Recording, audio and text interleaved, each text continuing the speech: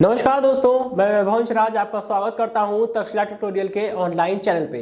दोस्तों, आज हम लोग बात करेंगे क्लास 12 के फिजिक्स के चैप्टर नंबर 10 के बारे में, जिसका नाम है तरंग प्रकाश की।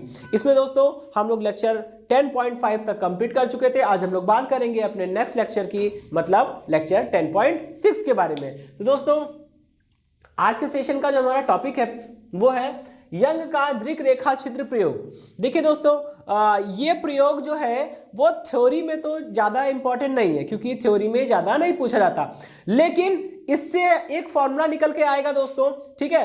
और इस फॉर्मूले का प्रयोग ज़्यादा होता है और इस पे बेस्ड जो क्वेश्चंस है, मतलब आंकिक प्रश्न, यानी मैं न्यूमेरिकल की बात कर रहा हूं, तो न्यूमेरिकल भी जो है वो इस पे बेस्ड ज़्यादा न्यूमेरिकल आते हैं, ठीक है। तो पहले हम लोग इस पूरे व्यवस्था को समझेंगे। यंग ने दृक रेखा छिद्र प्रयोग में क्या किया था उसको समझेंगे, ठीक है। फिर कैसे, यहाँ पे दोस्तों आपको दिख रहा होगा, ये यहाँ पे मैंने एक बड़ी सी स्क्रीन लगा रखी है। ये बड़ी सी जो स्क्रीन है ये एक पर्दा है वास्तव में, ठीक है। इसी पर व्यतिकरण होगा। व्यतिकरण की जो घटना हमने पढ़ी है, एक तरह से उसका यहाँ पे प्रैक्टिकल किया जा रहा है, ठीक है। तो यहाँ पे व्यतिकरण, इस प्रैक्टिकल में पूरे में व्यतिकरण होगा। इस प्रयोग में जब व्यतिकरण होगा तो संपोषी व्यतिकरण और विनाशी व्यतिकरण भी होगा, और उसी के फलस्वरूप यहाँ पे आपको सामने स्क्रीन या फिर पर्दे पर आपको जो है कुछ पट्टियां दिखाई देगी, ठीक है। चमकदार पट्टियां या फिर काली पट्टियां, ठीक है, जिन्हें हम लोग फ्रिंज बोलेंगे। तो वो फ्रिंज कैसे बनती है, कितनी दूरी पर बनती है, क्या उनके लिए फॉर्मूला होता है, वो सारी चीजें हम लोग निकालेंगे, क्योंकि इस पे बेस्ड जो क्वेश्चन आते हैं उसमें यही पूछता है कि मध्य बिंदु से इतनी दूरी पर कौन सी फ्रिंज बनेगी, और जो फ्रिंज बनेगी वो दीप्त होगी या अदीप्त होगी, ये सारी चीजें पूछा जाता है, ठीक है। चलिए, तो अब हम लोग आगे बढ़ते हैं और इस टॉपिक को समझते हैं। देखिए दोस्तों, ये यंग जो है ये वही साइंटिस्ट है, ठीक है, थॉमस यंग। ये वही साइंटिस्ट हैं जिन्होंने हमें यंग प्रत्यास्थता गुणांक के बारे में बताया था, ठीक है। और इन्होंने बाकी और सारी कई चीजें, कई खोज करी है, ठीक है। तो ये वही यंग है, ठीक। अच्छा, तो इन्होंने क्या किया, देखिए, सबसे पहले तो इन्होंने व्यतिकरण की घटना को समझने के लिए एक प्रयोग किया, और उस प्रयोग की सहायता से उन्होंने ये समझा कि व्यतिकरण कैसे कैसे हो रहा है, मतलब उसकी पूरी प्रक्रिया क्या है, ठीक है, पूरी मैकेनिज्म क्या है वो समझा। फिर उसके बाद उन्होंने जहां पे एक व्यतिकरण का प्रतिरूप प्राप्त किया, सामने एक पर्दा रखा, उसी पर्दे पर व्यतिकरण हो रहा था, और व्यतिकरण की घटना के कारण वहां पे कुछ चमकदार और काली पट्टियां उनको दिखाई दे रही थी, ठीक है। अच्छा, जिसको उन्होंने फ्रिंज का नाम दिया, ठीक, ओके। अब देखिए, तो उन्होंने इस फॉर्मूले में पहले तो व्यतिकरण कैसे होता है ये समझा, फिर उसके लिए एक फॉर्मूला ड्राइव किया, ठीक है। और वो फॉर्मूला ये बताता है कि पर्दे के मध्य बिंदु O से कितनी दूरी पर कौन सी फ्रिंज बनेगी, काली फ्रिंज बनेगी, मतलब अदीप्त फ्रिंज बनेगी, या फिर चमकीली पट्टी मिलेगी जिसे हम लोग दीप्त फ्रिंज बोलते हैं, और कौन से नंबर की मिलेगी, क्योंकि ढेर सारी अल्टरनेट एकांतर क्रम में सफेद और काली पट्टियां आपको मिलती जाएगी, तो वो कौन से नंबर की होगी, इस चीज की बारे में हम लोग बाद में बात करेंगे, ठीक है। सबसे पहले चल स्टार्ट करते हैं दोस्तों। इस पूरे प्रयोग को हम लोग जो है पहले तो संरचना फिर क्रियाविधि, इन्हीं स्टेप्स में हम लोग पढ़ेंगे। तो सबसे पहले संरचना की बात करते हैं। तो देखिए दोस्तों, यहां आपको दिख क्या रहा है, यहां आपको दो स्लिट दिख रही है, स्लिट S1 और स्लिट S2। स्लिट क्या होता है दोस्तों, मैंने आपको बताया था कि अगर आपको कला संबद्ध प्रकाश स्रोत प्राप्त करना है तो करना क्या होगा, उन दोनों प्रकाश स्रोतों को, जिनको आप कला संबद्ध बोल रहे हो, ठीक है, कला संबद्ध, दो कला संबद्ध प्रकाश स्रोत प्राप्त करने के लिए यह अति आवश्यक है कि उन दोनों प्रकाश स्रोतों को किसी एक मूल स्रोत से ही प्राप्त किया जाए, ठीक है। क्योंकि अगर ऐसा नहीं हुआ तो फिर वो दोनों स्रोत जो आप बना रहे हो वो कला संबद्ध नहीं होंगे, ठीक है, पहली बात। तो एक्चुअल में किया क्या गया है यहां पे समझिएगा, ये कोई एक प्रकाश स्रोत होगा, ठीक है, कोई भी एक बल्ब मान लीजिए आप, ये मुख्य प्रकाश स्रोत है S, ठीक है। अब इससे प्रकाश निकलेगा, इससे निकलने वाला प्रकाश जो है, अब इसी प्रकाश स्रोत से हमें दो प्रकाश स्रोत बनाने हैं, S1 S2। कैसे बनाएंगे, इसके सामने मान लीजिए हमने एक दफ्ती रख दी, हमने क्या किया, इसके सामने एक दफ्ती रख दी, एक कार्डबोर्ड रख दिया, उस कार्डबोर्ड में हमने दो होल कर दिए, पहले वाले होल को हमने S1 बोल दिया और दूसरे वाले होल को हमने S2 बोल दिया, ठीक है। तो अब दो होल हो गए हैं S1 S2। तो क्या होगा, ये बल्ब जो है अपना प्रकाश सभी दिशाओं में विकृत करेगा। जब ये बल्ब अपना प्रकाश सभी दिशाओं में विकृत करेगा तो होगा क्या दोस्तों, ऐसा कि ये प्रकाश धीरे धीरे आगे बढ़ेगा तो ये स्लिट S1 पे गिरेगा, ये छिद्र S1 पे गिरेगा और छिद्र S2 पे गिरेगा।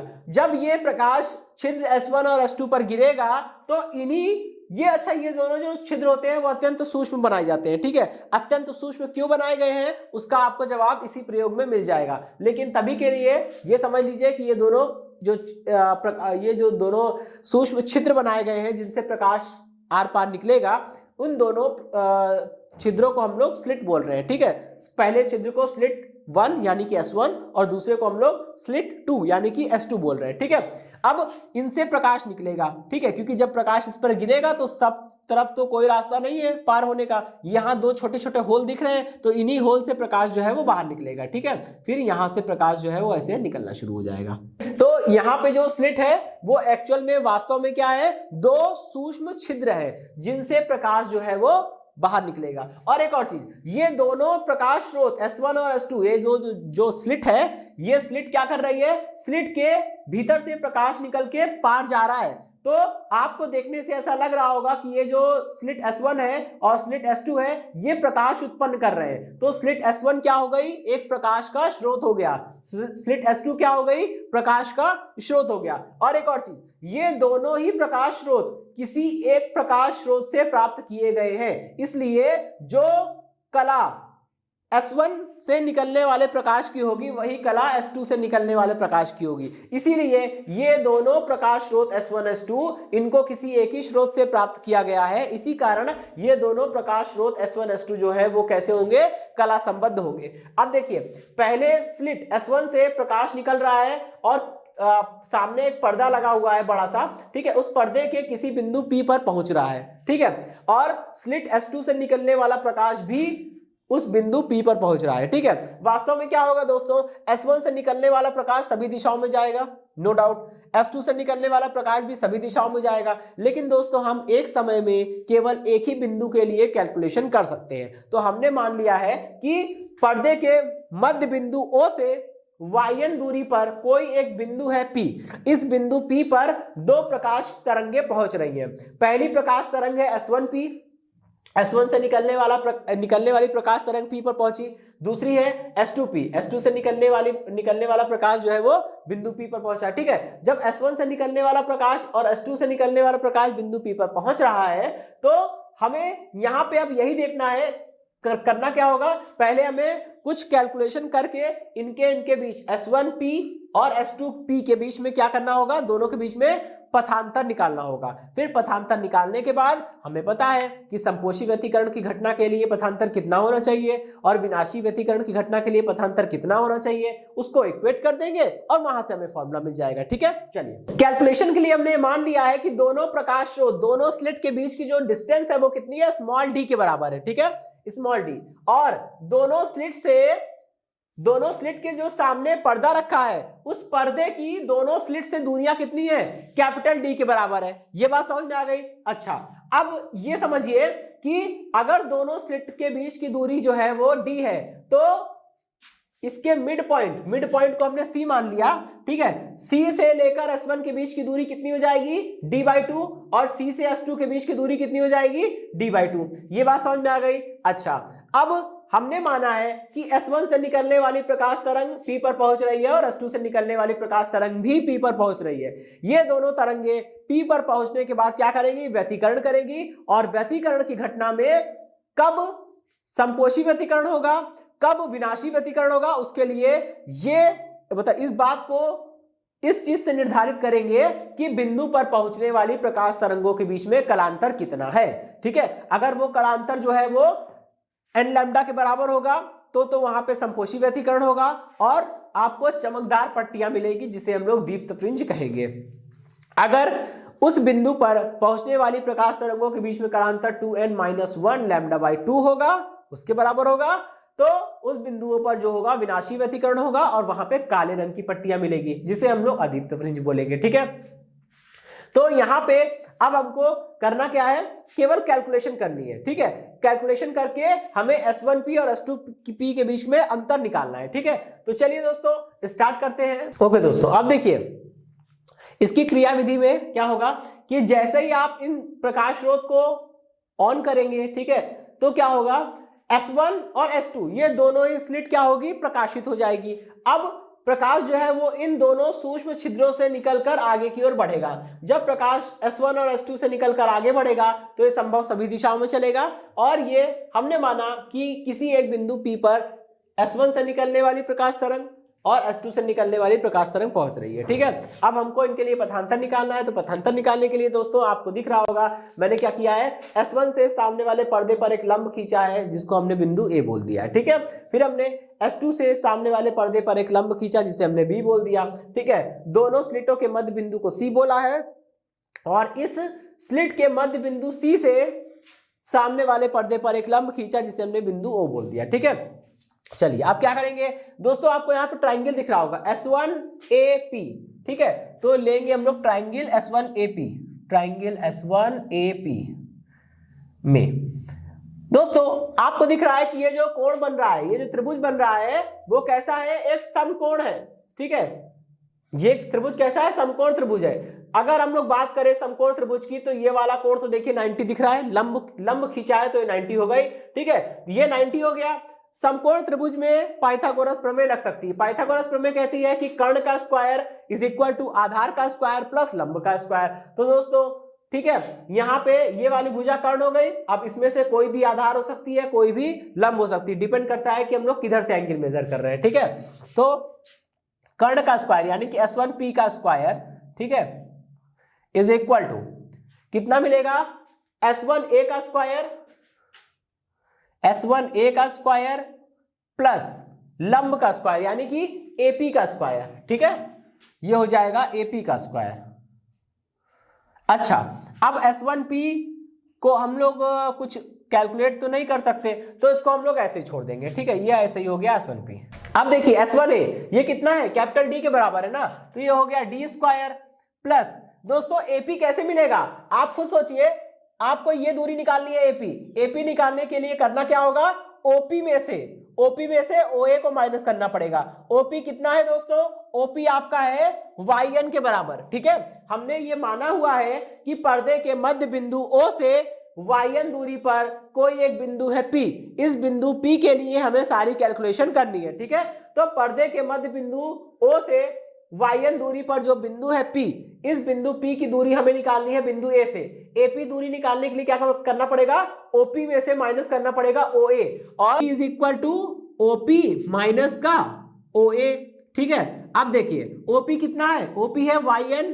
ठीक है, और OA कितना है, OA जो है वो D/2 है, तो ये हो जाएगा YN माइनस D/2। ठीक है, यहां पे रख दीजिए, कितना हो जाएगा, YN माइनस का D/2 का होल स्क्वायर, इक्वेशन नंबर 1।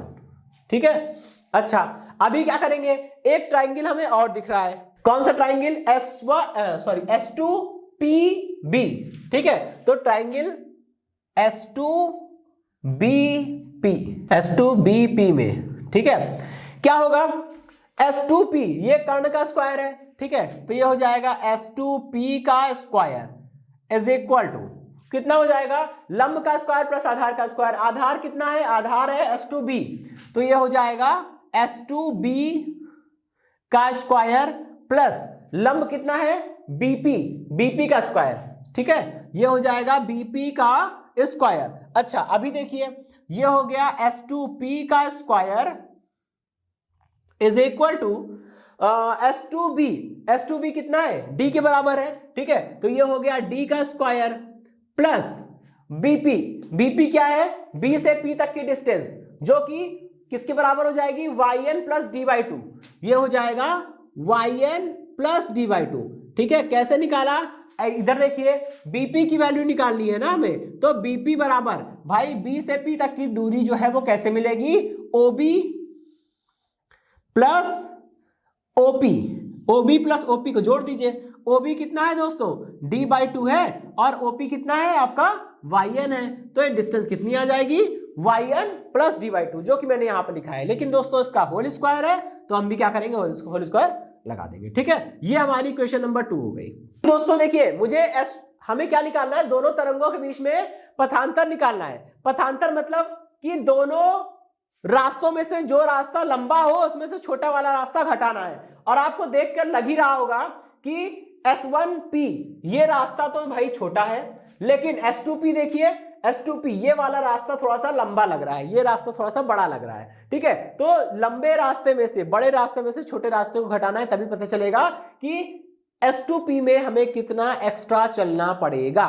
ठीक है, हमें वही निकालना है। तो उसके लिए हमें क्या फाइंड करना पड़ेगा, S2P माइनस S1P फाइंड करना पड़ेगा। और इसका सबसे अच्छा तरीका है कि S2P माइनस S1P निकल आए और हमें कैलकुलेशन भी कम करनी पड़े। दोस्तों इसके लिए क्या करेंगे, इसके लिए हमें यहां पे ध्यान रखना पड़ेगा कि अगर हम a square minus b square कर दे तो हमारा काम चल जाएगा, आसानी से कैलकुलेशन हो जाएगी। ठीक है, कैसे, आइए देखते हैं।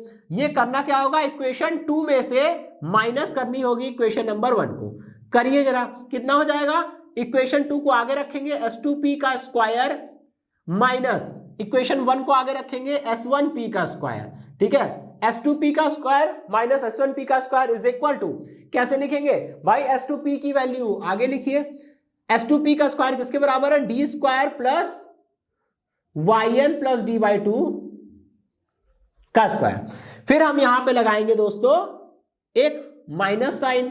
उसके बाद हम लोग क्या करेंगे, उसके बाद हम लोग S1P की वैल्यू लिखेंगे, ये वाली। ठीक है, D square plus YN minus का D/2 और इसका होल स्क्वायर।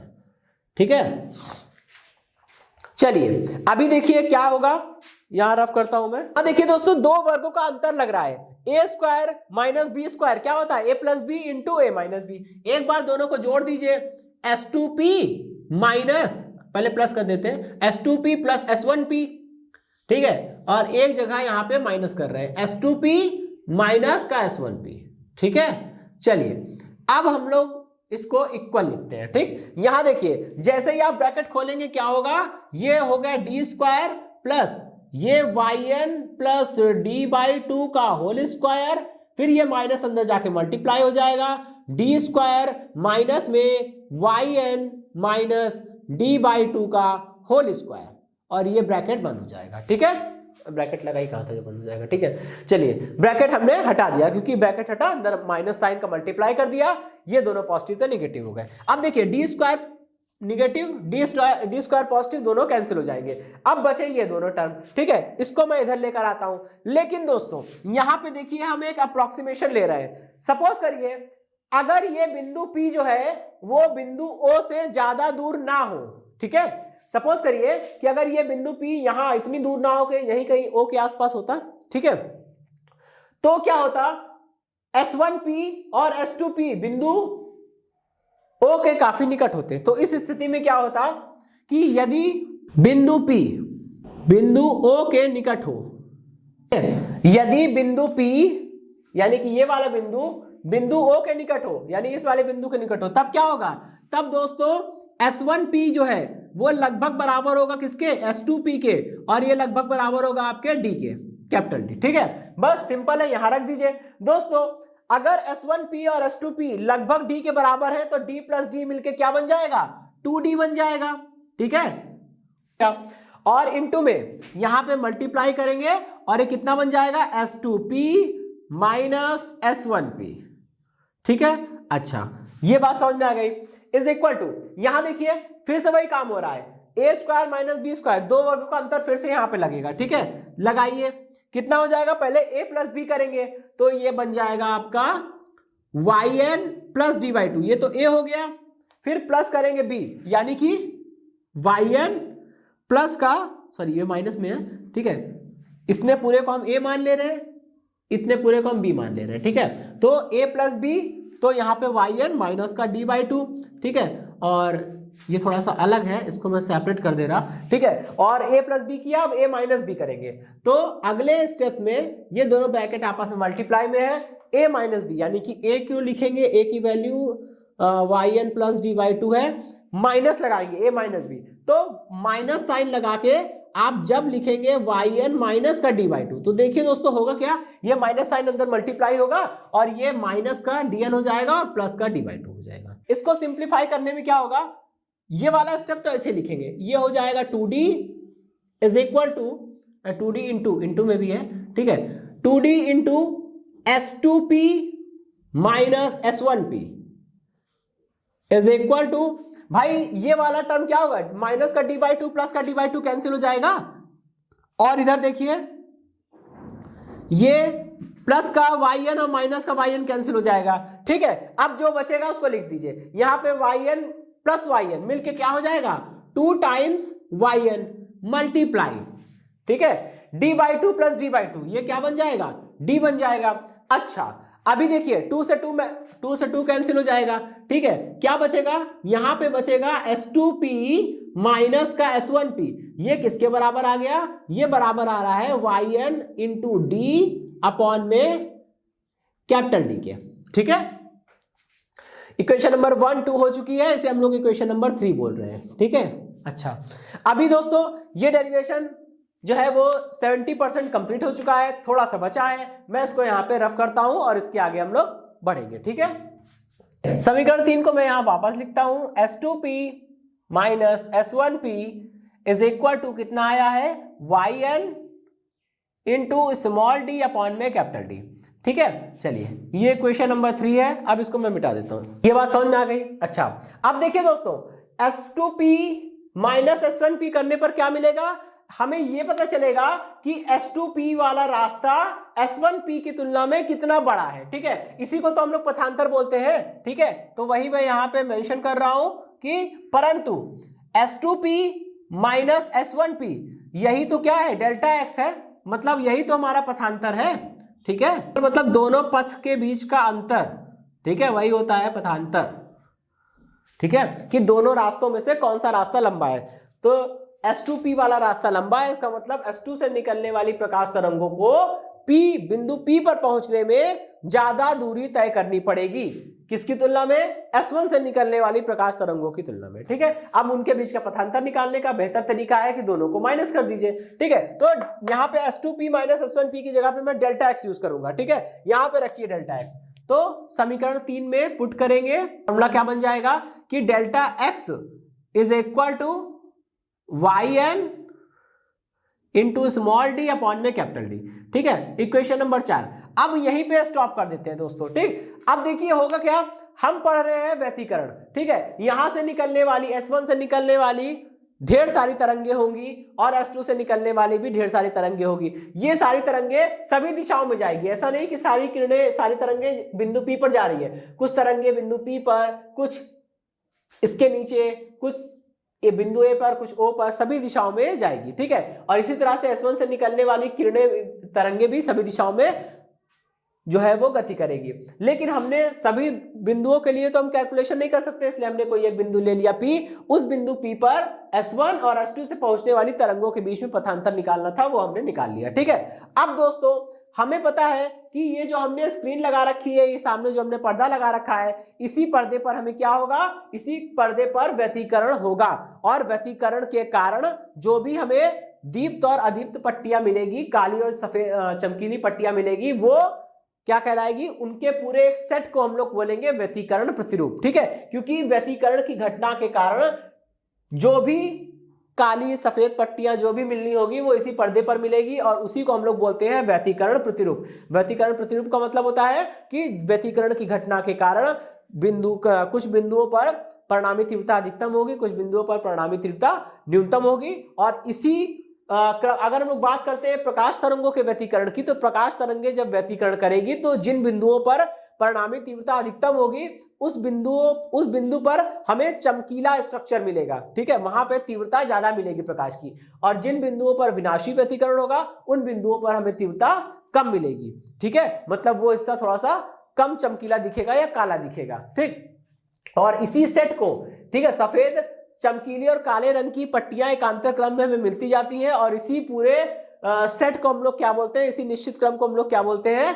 व्यतिकरण प्रतिरूप बोलते हैं, यानी कि इंटरफेरेंस पैटर्न बोलते हैं। ठीक है, अच्छा ये बात समझ में आ गई। चलिए अब हमको करना क्या है कि पर्दे के, ठीक है, पर्दे के यानी स्क्रीन के जिस भी बिंदु पर हम संपोषी व्यतिकरण होगा उस बिंदु पर हमें उस बिंदु पर हमें अधिक तीव्रता मिलेगी, प्रकाश की तीव्रता अधिक मिलेगी, और उस बिंदु पर हमें एक सफेद रंग की या चमकीली पट्टी दिखाई देगी, जिसे हम लोग दीप्त फ्रिंज बोलेंगे। क्या बोलेंगे दोस्तों, दीप्त फ्रिंज बोलेंगे। ठीक है, यानी कि ब्राइट फ्रिंज। अब इसका उल्टा, पर्दे के जिस बिंदु पर विनाशी व्यतिकरण होगा उस बिंदु पर प्रकाश की परिणामी तीव्रता जो होगी वो न्यूनतम हो जाएगी, जिसके कारण पर्दे के उस बिंदु पर हमें काले रंग की पट्टी दिखाई देगी, जिसे हम लोग अदीप्त फ्रिंज बोलते हैं। दीप्त का मतलब होता है चमकना या चमकदार, और अदीप्त का मतलब हुआ कि चमकदार का उल्टा क्या होगा कि काले रंग का दिखाई दे। ठीक है, तो अदीप्त फ्रिंज, वहां पे जो काले रंग की पट्टी मिलेगी उसे हम लोग अदीप्त फ्रिंज बोलेंगे,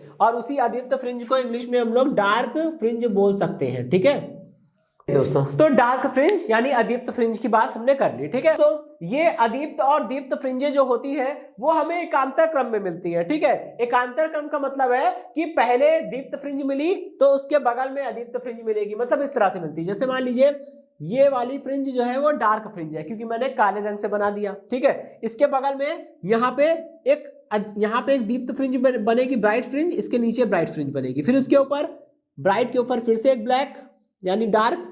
ठीक है, और इसी तरह से यहाँ पे ब्राइट बनी थी, उसके बगल में फिर से डार्क।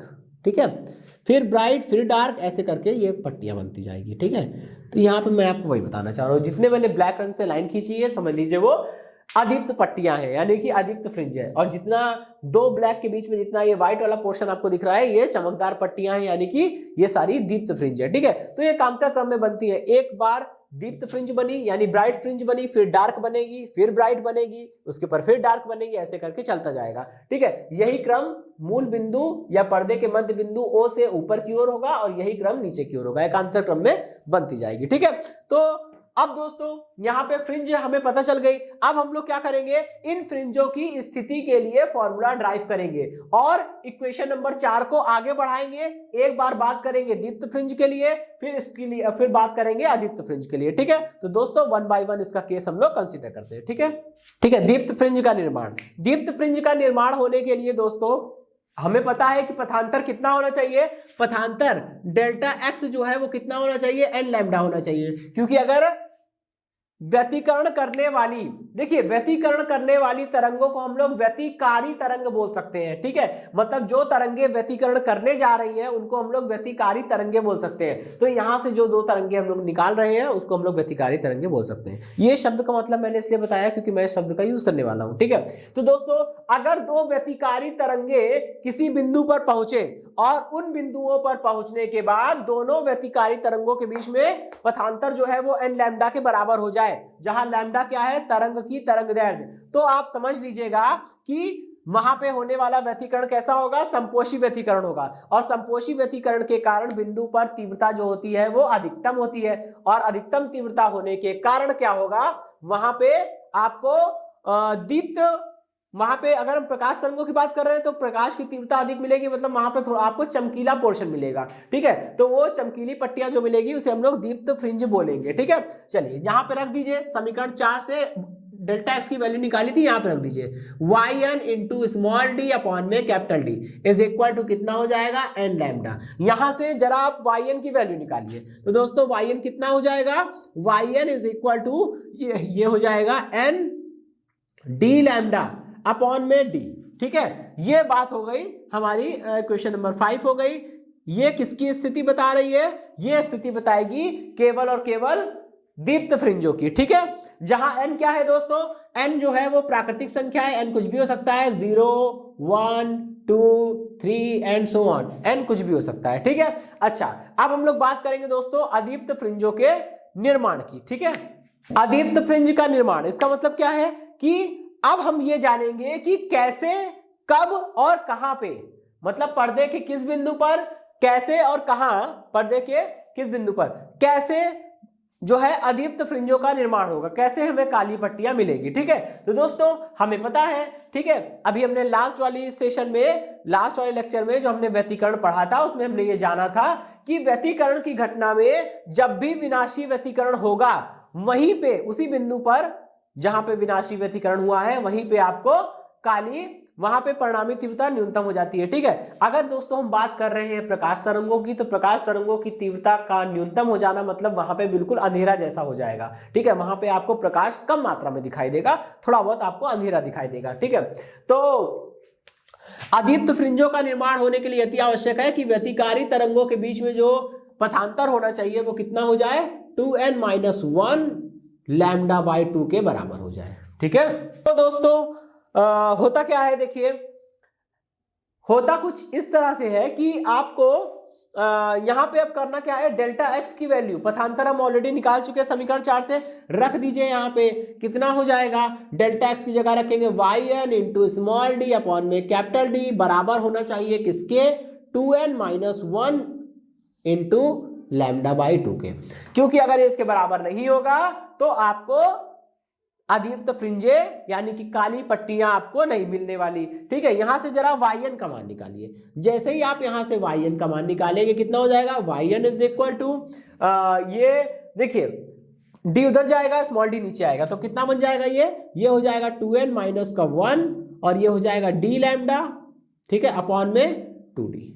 ठीक है, चलिए ये फॉर्मूला हो गया अदीप्त फ्रिंजों के लिए। ठीक है, अब देखिए यहां पे जो n आ रहा है वो है क्या, n जो है वो संख्याएं हैं, लेकिन वो उसमें सारी संख्याएं आएगी, सारे पॉजिटिव नंबर आएंगे सिवाय 0 के, क्योंकि अगर आप यहां 0 रखोगे तो yn की वैल्यू निगेटिव में जाने लगेगी। ठीक है, जो कि थोड़ा सा ऑड लगता है। ठीक है, क्योंकि उसका कोई मतलब नहीं है यहाँ पे। ठीक, yn हमने क्या लिया है, yn हमने पर्दे के मध्य बिंदु से जिस बिंदु पर हम लोग फ्रिंज देख रहे हैं उस बिंदु की दूरी देख रहे हैं। ठीक है, तो yn वो है, उस दूरी का निगेटिव आना कोई भी सिग्निफिकेंट रीजन नहीं है, कोई भी सिग्निफिकेंट मतलब उसका नहीं है। ठीक है, तो निगेटिव वैल्यू को छोड़ना है, या n जो है 1 2 3 कुछ भी हो सकता है। ठीक है, अच्छा अब यहां से एक चीज समझिएगा। ठीक, समझने वाली चीज ये है, थोड़ा सा मुझे स्पेस चाहिए तो मैं इसको रफ करता हूं, ये फॉर्मूला मैं यहाँ पे लिख दे रहा हूं। यहाँ पे दोस्तों जो n आ रहा है उसकी वैल्यू 0 1 2 3 करके हो सकती है, लेकिन किसके लिए, दीप्त फ्रिंज के लिए। ठीक है, दीप्त फ्रिंज के लिए n का मान क्या क्या हो सकता है, n का मान हो सकता है 0 1 2 3 एंड सो ऑन। ठीक है, इस तरह से इसका मान हो सकता है। और अदीप्त फ्रिंज के लिए n जो है उसका मान क्या क्या हो सकता है, n का मान हो सकता है 1 2 3, ठीक है, 4, ऐसे करके इसका मान भी हो सकता है। लेकिन अदीप्त फ्रिंजों के लिए 0 अलाउड नहीं है। ठीक है, क्योंकि वहां पे yn की वैल्यू निगेटिव आने लगती है, उसका कोई भी सिग्निफिकेंस नहीं है। अच्छा, अब आइए हम लोग क्या करेंगे, पहले n बराबर रखेंगे 0। जब आप n बराबर 0 रखेंगे किसके लिए, दीप्त के लिए, जैसे ही आपने n बराबर 0 रखा दीप्त के लिए तो क्या बना, yn बराबर पूरा 0 हो गया। इसका मतलब yn बराबर 0 पे कौन सी फ्रिंज मिलेगी, दीप्त फ्रिंज मिलेगी। ठीक है, अब n की जगह पे 1 रखिए, तो n की जगह पे 1 रखेंगे तो कितना हो जाएगा, अच्छा यहाँ पे n की वैल्यू आपने 0 रखी थी तो y 0 लिख दीजिए, ताकि पता चल जाएगा कि ये जो n होता है, n की वैल्यू हम लोग 1 2 3 रख रहे हैं, ये वास्तव में क्या है, ये फ्रिंज का ऑर्डर है। ठीक है, फ्रिंज का क्रम है, कि शून्य क्रम कह लीजिए, कोटि कह लीजिए। ठीक है, n बराबर 0 रखा तो y 0 की वैल्यू 0 आ गई, इसका मतलब ये शून्य कोटि की दीप्त फ्रिंज है, जो कि कहां बनेगी, बिंदु O से 0 दूरी पर बनेगी, यानी कि बिंदु O पर ही बनेगी। क्योंकि अगर बिंदु O से ही तो हम लोग फ्रिंज की दूरी लेते हैं, अगर फ्रिंज बिंदु O पर बन जाएगी तो बिंदु O से बिंदु O की दूरी 0 होगी। तो ये जो दीप्त फ्रिंज है वो कहां बनेगी, वो बिल्कुल पर्दे के मध्य बिंदु पर बनेगी, इसीलिए इसे क्या बोलेंगे हम लोग, केंद्रीय दीप्त फ्रिंज बोलेंगे। ठीक है, अच्छा अब हमको करना क्या है, अब एक काम करिए कि दीप्त फ्रिंज में n बराबर 1 रखिए। जैसे ही आप दीप्त फ्रिंज में n बराबर 1 रखेंगे मतलब आपको प्रथम कोटि की दीप्त फ्रिंज मिलेगी, क्योंकि दीप्त फ्रिंज वाले फॉर्मूले में वैल्यू रख रहे हैं, इसलिए जो भी डिस्टेंस आएगी वो दीप्त फ्रिंज की होगी। ठीक है, और n बराबर 1 रख रहे हैं तो मतलब प्रथम कोटि की मिलेगी। ठीक है, प्रथम कोटि की दीप्त फ्रिंज मिलेगी। तो यहां पे रखिए n बराबर 1 कितना हो जाएगा, 1 को मल्टीप्लाई कर देंगे, टोटल आएगा केवल d लैम्डा बाई d। ठीक है, तो yn की वैल्यू कितनी आ गई, d lambda by small d। ठीक है, इसे हम लोग यहां पे क्या मिलेगी दोस्तों, दीप्त फ्रिंज मिलेगी। क्यों, क्योंकि ये हमने n बराबर 1 किस में रखा है, दीप्त फ्रिंज के फॉर्मूले में पुट किया है। तो यहां पे दोस्तों में क्या मिलेगी, दीप्त फ्रिंज मिलेगी। ठीक है,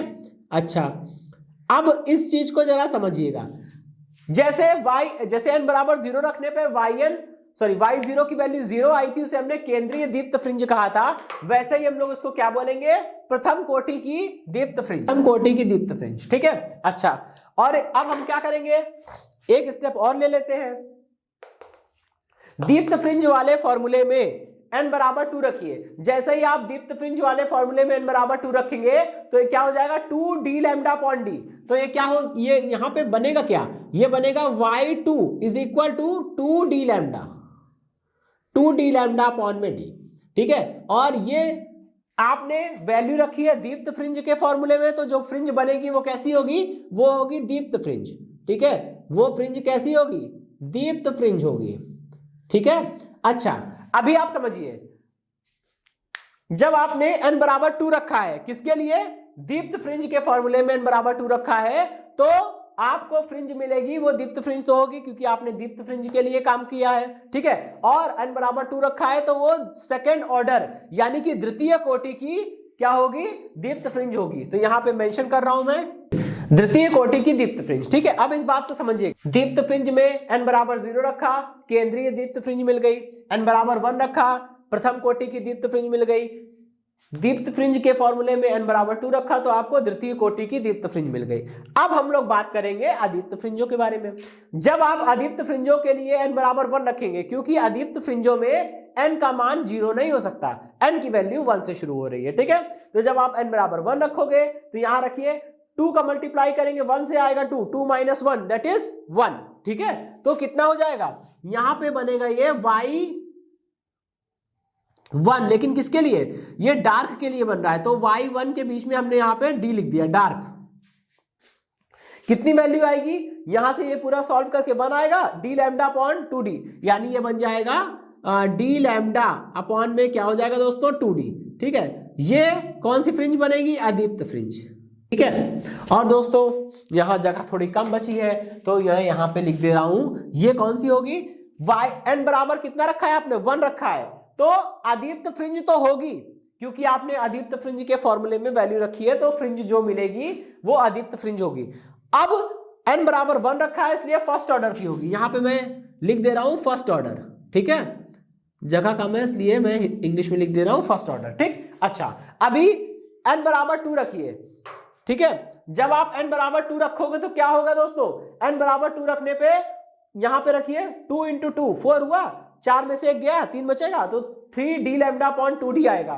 तो यहां पे y2 और नीचे d लिख दिया, मतलब डार्क फ्रिंज के लिए, डार्क अदीप्त फ्रिंज के लिए, और अदीप्त दूसरी यानी द्वितीय कोटि की अदीप्त फ्रिंज के लिए क्या होगी, यहां पे वैल्यू निकल के आएगी 3d लैम्डा अपॉन में 2d।